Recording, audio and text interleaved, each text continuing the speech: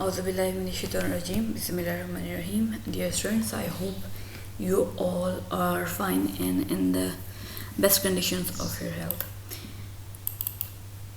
So today, in connection with the online lectures in the course of Fundamentals of Organic Chemistry, we will consider the chapter of alcohols, phenols and ethers, and we will discuss about the properties and preparation of phenols. The key concepts which we will discuss today will be about the structures of phenol, then how we can classify phenols.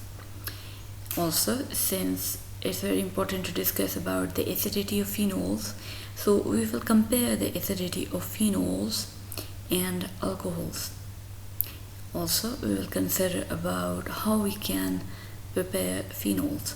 So we will consider the preparation of phenols on a laboratory scale only. Okay, phenols. So phenols are actually hydroxybenzene, if you can say. So if we have a OH group, a hydroxy group that's attached to a benzene, then such organic compounds are called phenols, right?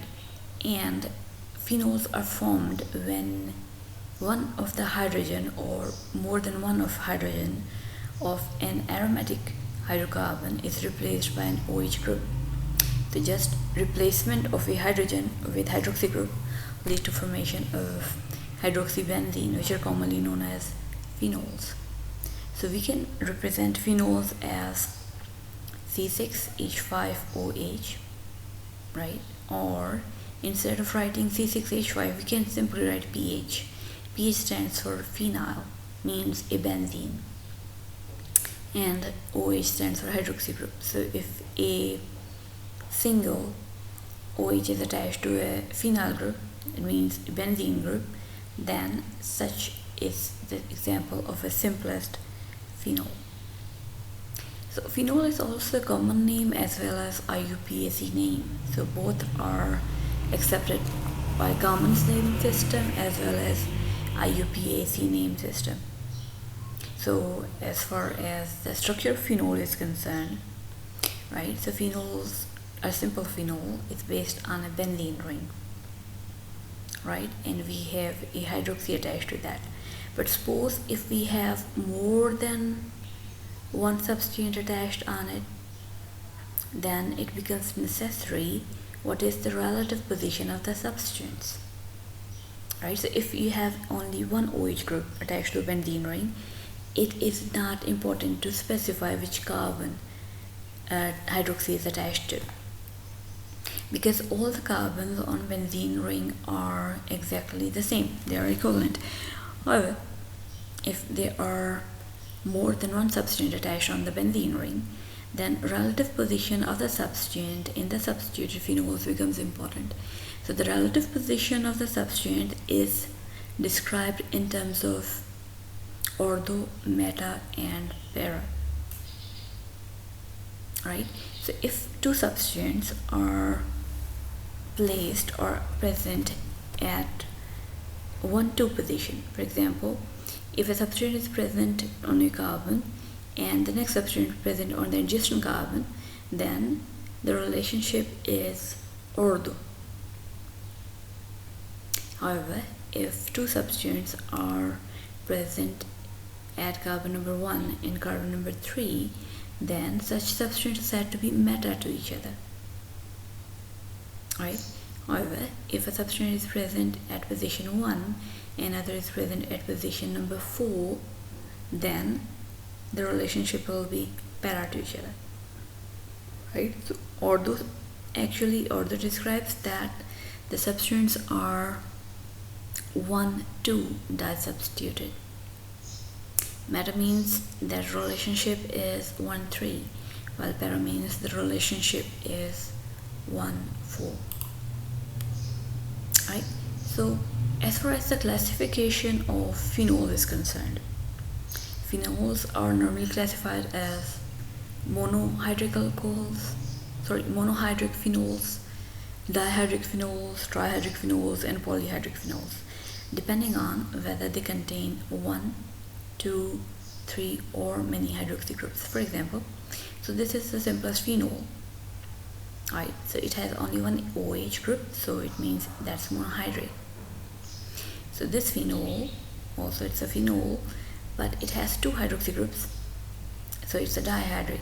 So if you want to see the relationship, you can see that one hydroxy is carbon 1 and the other is on carbon number 2. So relationship is 1, 2. So we say these 2 hydroxy are ortho to each other, right? So third phenol, which we are seeing here, it has 3 hydroxy groups, right? So it means that's a trihydroxy group. That's a trihydrate phenol. So if you want to see the relationship, so there are 2 types of relationships that are existing in this specific phenol. So this hydroxy and this hydroxy, these are relative to each other by 1,4 position. So it's this carbon, this hydroxy is at carbon number 1, while this hydroxy is at carbon number 4. You can count that 1, 2, 3, 4. So these hydroxies, these 2 hydroxies, they are para to each other because they have 1,4 relationship. Now if you want to see relationship between this hydroxy and that hydroxy, then in that case you can see 1, 2, 3. So these 2 hydroxies are 1, 3 to each other. So these are meta to each other. However, these 2 hydroxies, these are 1, 2. They are having 1, 2 relationship, so they are ortho to each other. See? So here in this compound we have 2 hydroxy which are para to each other. These 2 hydroxies are meta to each other, and these 2 hydroxies are ortho to each other. You must always remember that ortho, para, meta, they are relative positions, right? So this is ortho with respect to that, but this is para with respect to that. Similarly, this is ortho with respect to this hydroxy, but this is meta in reference to this hydroxy group. So ortho, meta, para, all of these are just relative positions. Okay, so we have different type of phenols, and we say what are the common names and what are the IUPAC name. Firstly, we have hydroxybenzene. The common name is phenol, and IUPAC is phenol as well, right? So suppose we have here is a methyl group and a hydroxy group, right? So this is a phenol and it is substituted with the methyl group. The common name for this phenol, this substituted phenol, is orthocresol, right? So when a methyl is at ortho position, the 1-to-1 relationship, this is called orthocresol. So ortho is normally abbreviated as O and is written as italic. Further, you must write the O in a lower subscript, in a lower font, lower caps, right? You cannot write it in capital form. So this is orthocresol, and the IUPAC name for that is 2-methyl-phenol, because methyl is at carbon number 2 with respect to the phenol, right? We have to give preference to the phenol, so the group which is given the preference always from the root name, right? The last part of the name, the last part of the IUPAC name is called the root name. So in case of phenol, the root name will be phenol, right? And the substituent will be written before the parent name. So in this specific case, the IUPAC name will be 2-methyl-phenol. Now we have this phenol, you can see. So this methyl and this hydroxy are meta to each other because they are having 1, 2, 3. They're having 1-3 relationship, right? So the substituents which are having 1-3 relationship, they are called meta substituent. So this phenol is called metacresol, and the IUPAC name will be, so phenol will form the root name, so it will form the last part of the IUPAC name, right? And substituent will proceed before that. So we have to specify the position. So this is 3-methyl-phenol. Okay, so next we have here, now we have a methyl and a hydroxy group. Now their relationship is 1-4, so they are para to each other. So this phenol will be called paracrysol, and the IUPAC name for that will be 4-methyl-phenol. Right, so we have now two substances, and both of these are hydroxy groups. Right, so common name for that is catechol. Right, so when two hydroxy are present on benzene ring and both are ortho to each other, so the common name for this is called catechol. Right, and the IUPAC name for that will be different now. So the root name will be ol. So if you have 2 ols, we will write diol. If we have 3 ols, we will write triol, and the name will start with benzene. Right, so the name for this structure, catechol, will be benzene. Then we'll specify 1, 2, because the hydroxy are at 1 and 2 position, and then we will end with diol. Right, so IUPAC name will be for that, it will be benzene 1,2-diol. So always remember that there is a hyphen between number and name, and there's always a comma between numbers. So we'll write benzene a hyphen 1, 2, then since again there is space between number and name, so we'll again place a hyphen here. So benzene hyphen 1,2 hyphen diol. So this is the IUPAC name for this structure. Now we have 2 hydroxys on the benzene ring, and the relative position is meta because when they are at 1 and 3 position. The common name for this structure is resorcinol.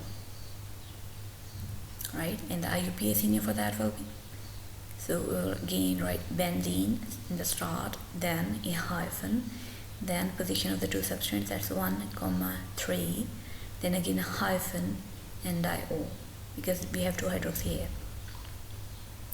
Then lastly we have 2 hydroxys, and they are at para position. So the relative position is 1, 4. So the common name is quinol or hydroquinone. Right, so it is known by both of these names. You may call it as hydroquinone, or you may call it as quinol.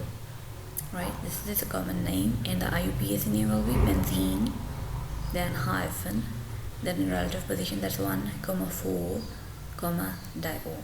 So this is how we name the phenols. Okay, now we'll discuss how we can prepare phenols. Right, so we'll, as mentioned earlier, we'll only discuss how we can prepare phenols in laboratory. So we can prepare phenols from haloarenes. So aromatic compounds are also known as arenes. Right, so suppose we have chlorobenzene. So this is a haloarene because halo means halogen. We have a chlorine and halogen here, and since we have aromatic ring of benzene ring, so that's why in general such is called haloarenes. So suppose we have a chlorobenzene here. If somehow we can replace the chlorine with an OH group, we can convert this chlorobenzene into phenol. Right, so for doing so, what we do is that we treat this chlorobenzene with sodium hydroxide. Right, and the conditions are such that we maintain a temperature of 623 Kelvin. Right, and we make use of high pressure, and we make use of pressure that is equal to 300 atm atmosphere. Right, so under high pressure and at high temperature conditions, what we do is that this hydroxide, right, so this hydroxide, what it does is that this hydroxide, right, this is negatively charged actually, so this hydroxide will attack on this carbon. Right, why is attacking on that carbon? Because carbon is deficient because of presence of this chlorine. Right, so what it does is that it attacks on this carbon, and chlorine leaves. Why chlorine leaves? Because now chlorine, if leaves, it will leave with its electron pair, right? So when chlorine leaves with electron pair, it will form Cl negative. So chlorine will have negative charge. It means the octet is complete now. So it's easier for the chlorine to leave in the form of negative charge. So hydroxide will attack here and chlorine will leave like this one. So initially we will start here is that there will be an OH group attached, right? So suppose we have AH attached here, and when an H is attached there will be no sodium, but this chlorine negative, what will it will do, so once it leaves, this chlorine, when it leaves, this chlorine will pick up this proton, right? So once it will pick up this proton, right, so now oxygen has no proton left, so oxygen will have negative charge, and the sodium that was present here, okay, sodium with positive charge, okay, this is countering that negative charge, this is neutralizing that negative charge, right?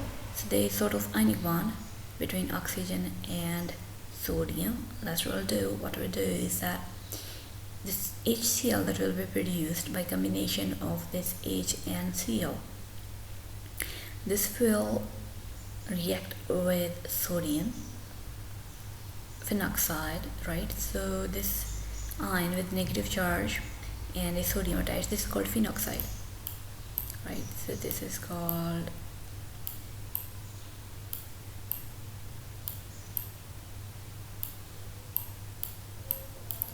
phenoxide.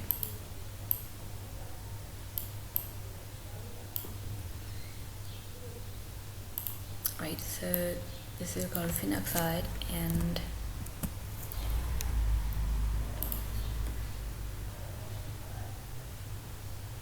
here, right, so this will be just an acid-base reaction. So if you know about the general reaction, that whenever a salt reacts with an acid, we get another salt plus acid, right? So if you can see, this phenoxide is actually a salt, and we are reacting the salt with an acid, which is HCl, so we get this one in acid, and along with that we will get a salt. And what will be the salt? Salt will be NaCl.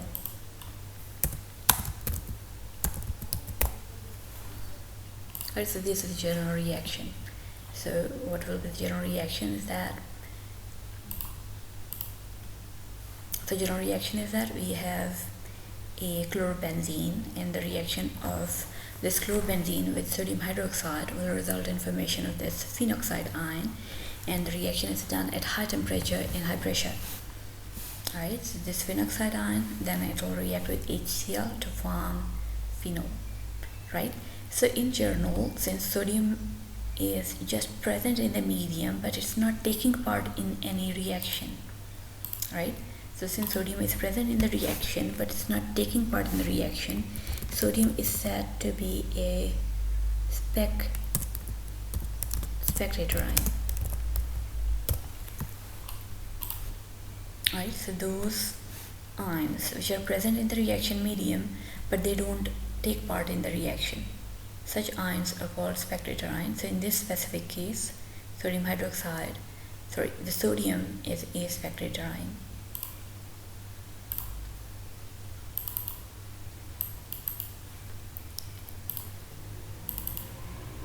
Okay, so next we can prepare phenols from benzenesulphonic acid. Right, so what we do is that firstly we will attach a sulfonyl group here. Okay, so this group is called sulfonyl group. This SO3H group.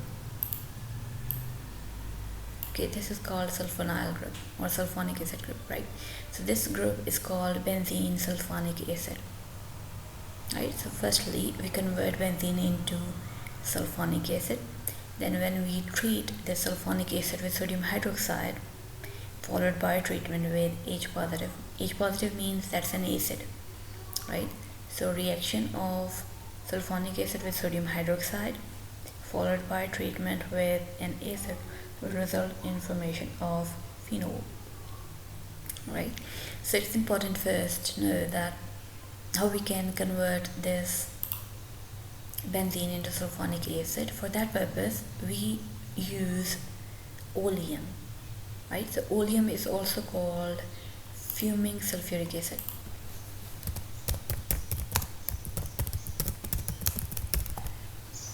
Right, so oleum is also called fuming sulfuric acid and its formula is H2S2O7. And for better understanding you may say that actually this is H2SO4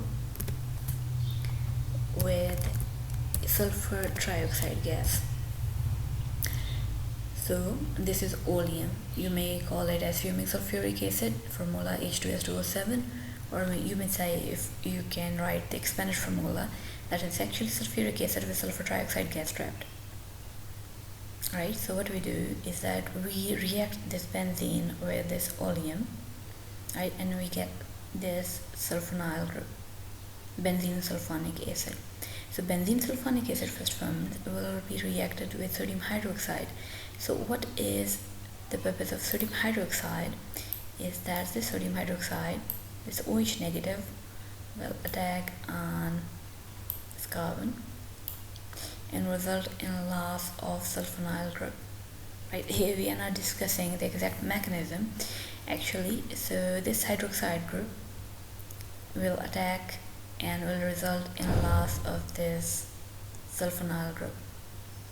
Alright, so firstly we will form the phenoxide ion, and then upon reaction with this acid we will get the phenoxide ion into phenol, right? So this is the acidification of sodium salt will give the phenol, right? So one thing important in this reaction is that we use sodium hydroxide in molten state, not in solution form, right? So if you use solution form, reaction doesn't work well. So we have to make use of molten sodium hydroxide. We have to use sodium hydroxide and then melt it. And in molten form, not in solution form, this reaction will occur. So this is important for you to note.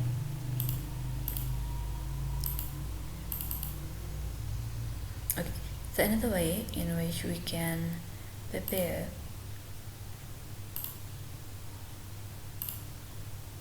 the phenols.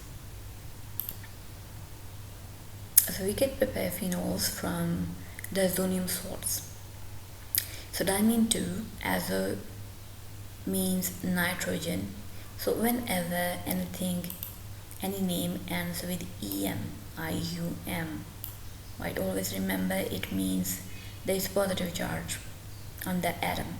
So since azo means nitrogen, so di means 2, azo means nitrogen, and EM means positive charge.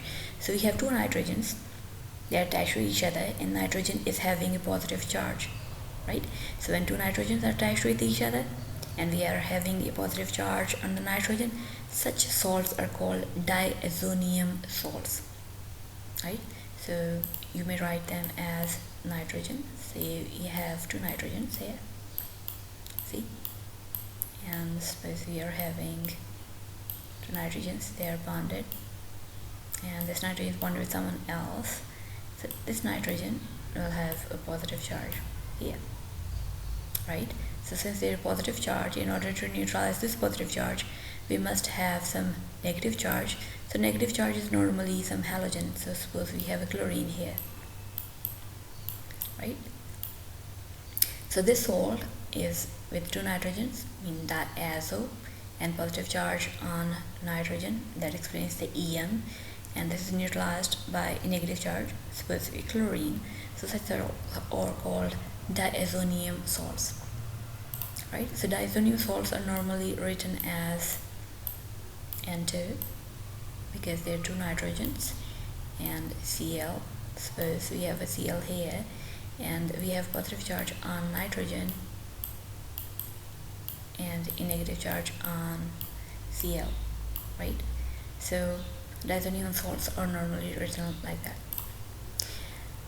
right? So diazonium salt can be prepared when we have a primary amine, which is aromatic amine, and when we react this primary aromatic amine with nitrous acid. So what's nitric acid? So nitrous acid is actually HNO2, right?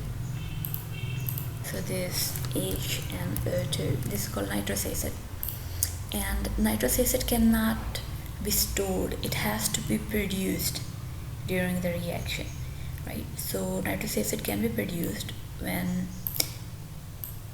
we react sodium nitrite, right? This is sodium nitrite, NaNO2. So when we treat sodium nitrite with HCl at room temperature approximately, then we get this nitrous acid, right? So reaction of this nitrous acid with a primary aromatic amine, so this is a primary amine, and since it's attached to benzene, so this is primary aromatic amine, right? So we get a diazonium salt here. Next, what we do is that we use water here. So water has lone pairs of electrons, right? So water will attack on this carbon here, right? And this N2 group will leave this one, right? So you can see that nitrogen has lost. So this nitrogen will be evolved as nitrogen gas. We will get OH here, and the Cl, actually we get firstly a water here. It's not OH simply. So since oxygen is positively charged, positive charge on electronegative atom is not stable. So what we get is that a positive charge on nitrogen, on oxygen. So the chlorine that was here, that was previously a part of diazonium salt, so this chlorine will pick up this proton, right? So we'll form a HCl bond. So we have HCl here, and we will get a phenol here. So this is a reaction. We can prepare phenols starting from primary aromatic amines. The reaction of these aromatic amines by nitrous acid will convert them into benzene diazonium salt. In this specific case, this is benzene diazonium chloride, and treatment of the salt with water in warm conditions. We have to use warm water. So under these conditions, we will get a phenol from a diazonium salt.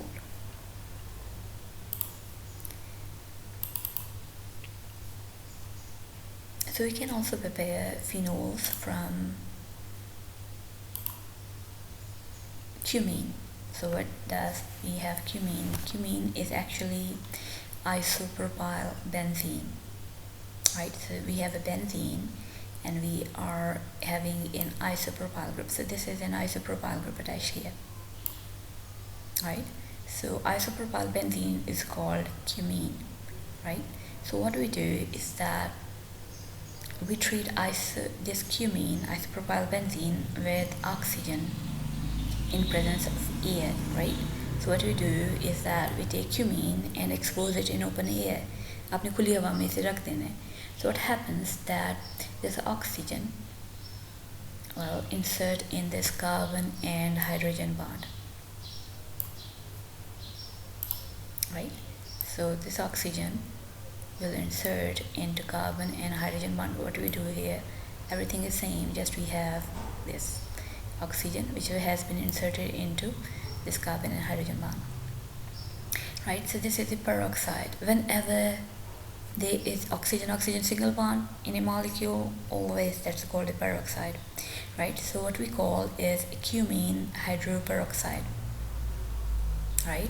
And what we do is that at this position we add acid in presence of water. What the acid does is that some sort of rearrangement reaction here. So this OH in presence of acid will attack here, right? Acid will attach, this proton will get attached to this proton, right? So what happens is that, so hydroxide is attacked here and this group will leave like that. So we have a ketone here that has been, so ketone is formed actually by elimination of this group, you can see here, right? So if you just add a double bond here, so this is a ketone, this is acetone, and what has happened, this hydroxide has attacked on this carbon and this ketone group has leave. So this is a phenol, which was our targeted product, and this is the acetone, which is obtained as a side product of this reaction.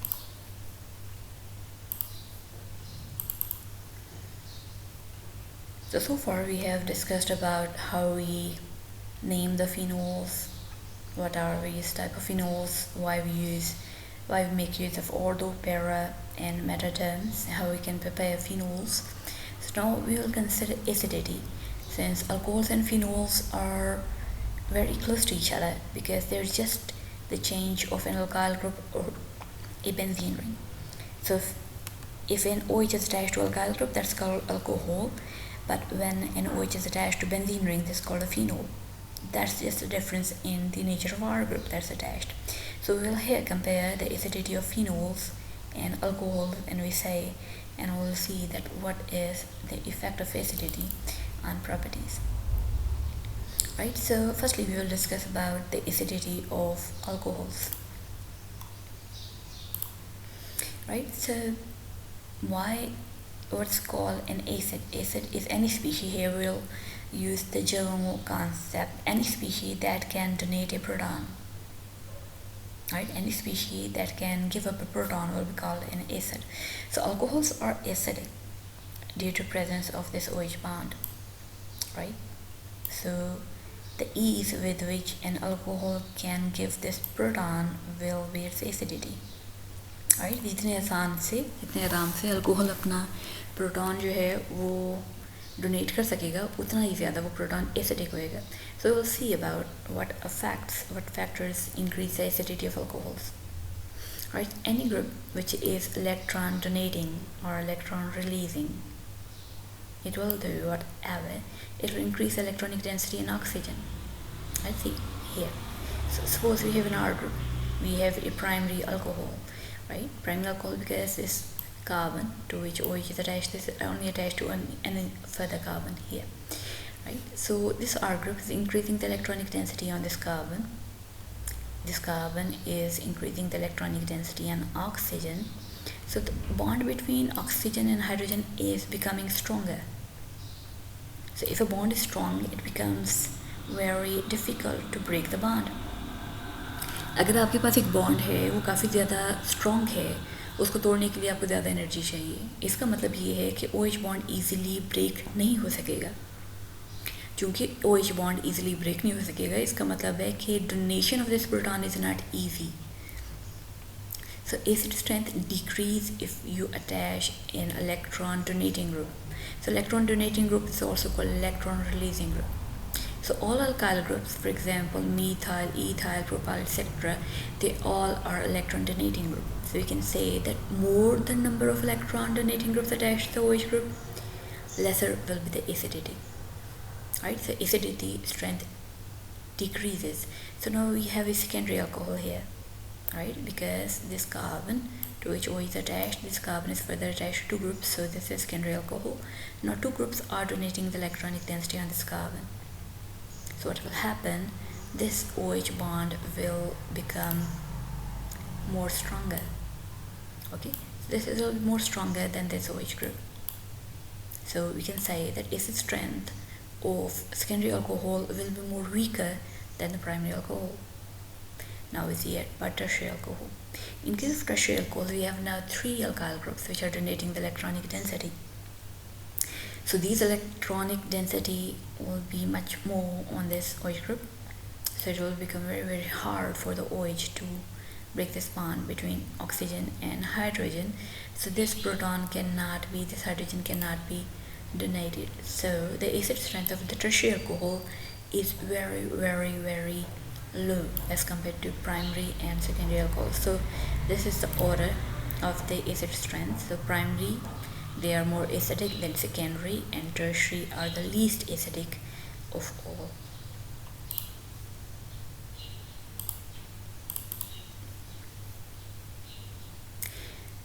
So alcohols are weaker acids than water, you can say about it. So this is an alcohol, and this is alcohol. We have removed the proton of alcohol, right? So when we have removed the proton of alcohol, this is called an alkoxide, right? So for example, this was previously methyl alcohol or methanol. So we have removed the proton, we will say it as methoxide, right? So we have a methoxide here and we have water here, right? So you know the general reaction, but when an acid reacts with a base, we get a conjugate acid and a conjugate base, right? So this base will pick up the proton of this acid. So water is acting as an acid here, right? You know, water is amphoteric, it can act as an acid as well as base. But when we make use of alkoxides, water acts as an acid. So what happens is that this base will pick up a proton from water,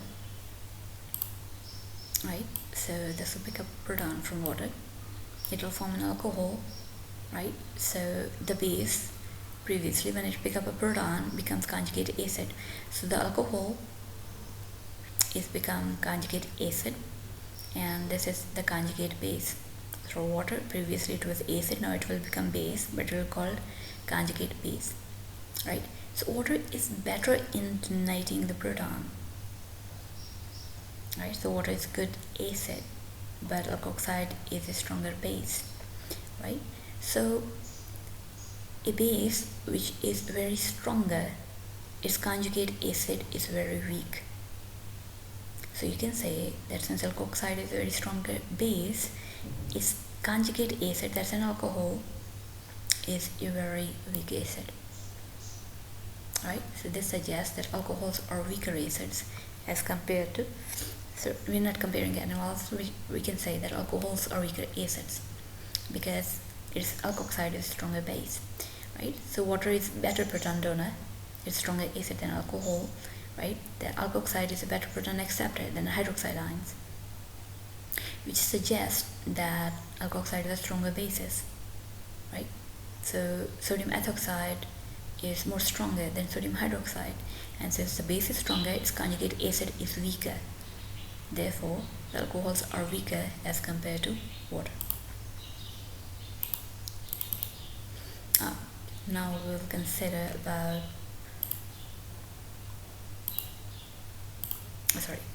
now we'll consider about the acidity of phenols, right? So for that purpose, we react the phenol with different metal.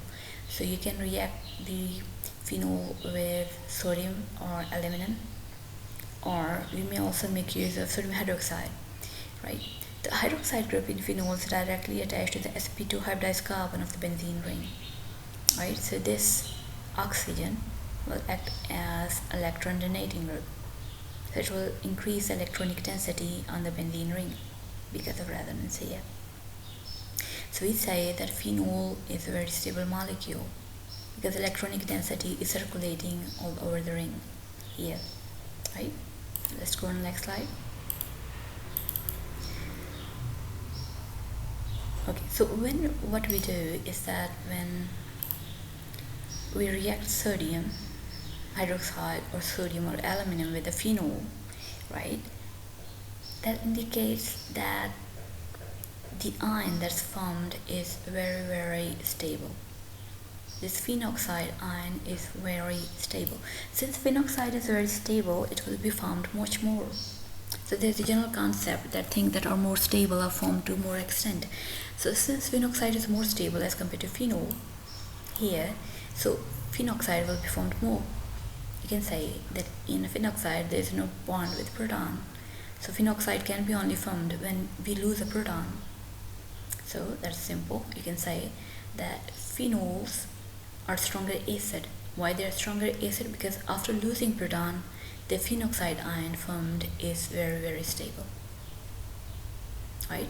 So if you compare this alcohol and with this phenol, we can see that in case of alcohol, the alkoxide is not stable. Right? That's why it's not easily losing the proton. While in case of phenols, when phenol gives up a proton here, it becomes much more stable. So phenols will easily remove a proton. Since they can easily donate a proton, so phenols are much more acidic as compared to alcohols.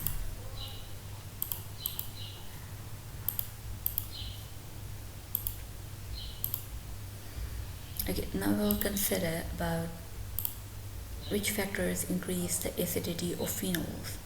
Right? So whenever there is an electron withdrawing group, groups such as nitro group, right? So if we have an NO2 group attached to the phenol, the acid strength increase, right? Especially the acid strength will be more pronounced, acid strength will be more increased if the electron withdrawing group are ortho or para to each other, right? And why is that so? Because the groups which are ortho and para to each other, so they are very effective in delocalization of the negative charge on phenoxide. So we have a negative charge here, so if you want stable a negative charge, we need to have a positive charge. So these electron withdrawing groups generate a positive charge, right? So because of that positive charge, phenoxide is much more stabilized.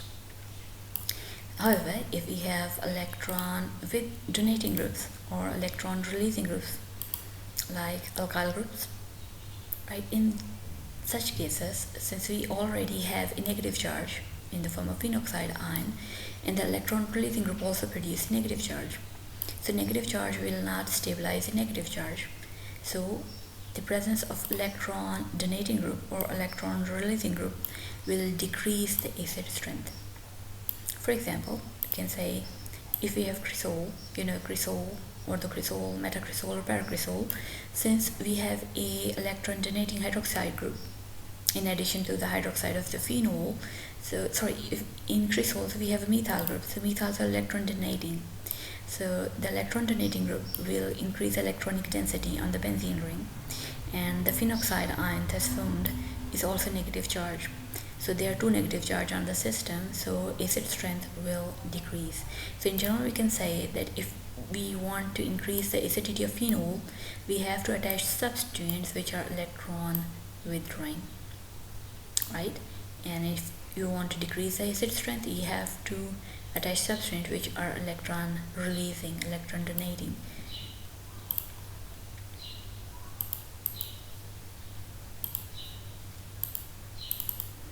So here we have certain values for pKa. So just remember that if the pKa value is higher, the acid is a weaker one, right? So higher the pKa value, weaker the acid. Lower the pKa value, stronger will be the acid. So just see the values of pKa, right? So see, we have orthonitrophenol, you can say. So in case of orthonitrophenol, the pKa value is 7.2. In case of meta, the value is 8.3. So pKa value for metanitro is higher. It means metanitro is a weaker acid. While paranitro, it has pKa value of 7.1. You can say that paranitrophenol is stronger acid than orthonitrophenol.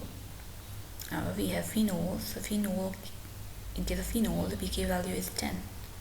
Right? In case of orthophenol, just see, the value is 10.2.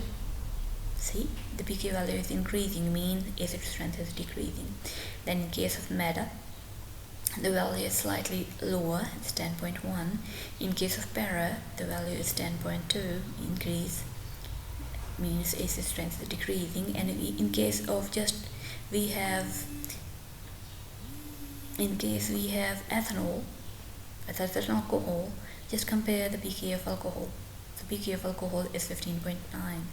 That clearly shows that alcohols are very weaker acids as compared to phenols.